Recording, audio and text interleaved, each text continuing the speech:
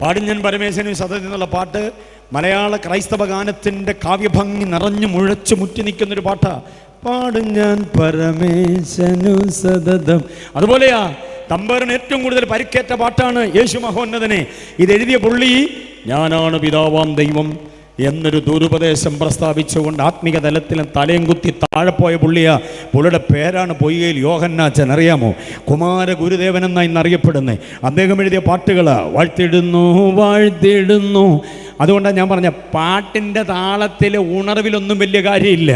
ഒരു പാട്ടും മൂളിപ്പാട്ട് പാടാൻ ആരുമില്ലെങ്കിലും ദൈവസന്നിധിയിൽ മുട്ടുമടക്കിയാൽ ആകത്താധിവസിക്കുന്ന ആത്മാവുണ്ടല്ലോ നമ്മെ ഉണർവിലേക്ക് നയിക്കാനിടയാകും. പാട്ടെഴുതിയ പലരും കിഴിക്കാമ്പാട് പോയപ്പോഴും ആത്മശക്തിയോടെ നീക്കാൻ നമുക്ക് ത്രാണി നൽകുന്നത് ആകത്തു വസിക്കുന്ന ആത്മാവാണ്. ബോധ്യമായവർ കർത്താവിനെ സ്തുതിച്ച് ആ കാര്യങ്ങൾ ഉയർത്തി കർത്താവിനെ സ്തുതിക്കട്ടെ.